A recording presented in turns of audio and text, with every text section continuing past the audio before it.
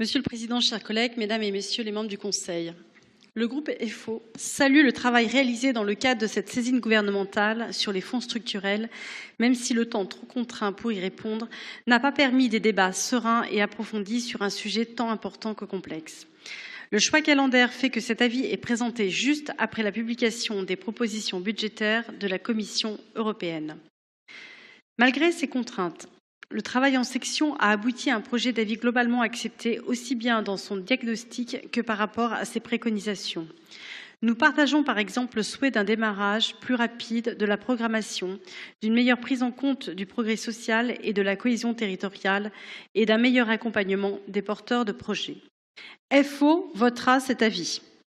Pour autant, nous regrettons un certain nombre d'éléments dont le parti pris de privilégier une approche technique, voire technocratique, sans se soucier de l'accessibilité du texte aux acteurs les plus concernés par le déploiement sur le terrain des politiques sociales.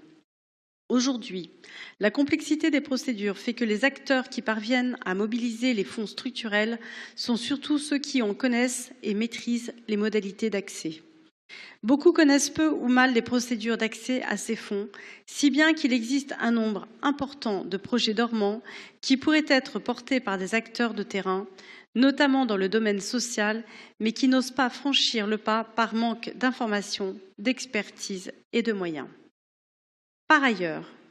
plutôt que la préservation des dotations budgétaires consacrées aux fonds structurels dans le prochain cadre budgétaire,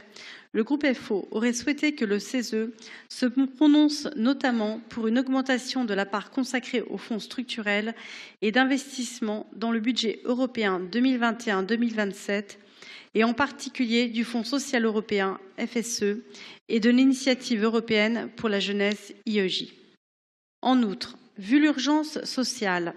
et la pauvreté dramatique dans de nombreuses régions ultra-périphériques de l'Union européenne, notamment à Mayotte ou en Guyane, pour FO, il est indispensable d'augmenter les budgets qui leur sont alloués afin de répondre aux engagements pris envers ces départements d'outre-mer en matière de justice sociale. Pour notre groupe, les fonds structurels sont indispensables, ce qui rend la réduction envisagée par la Commission dans ses propositions du 2 mai tout simplement inacceptable.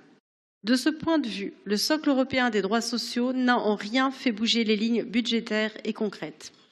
Même s'ils pourraient être mieux mobilisés, les fonds structurels européens constituent une source indispensable d'investissement public au service des politiques sociales et de la réduction des inégalités.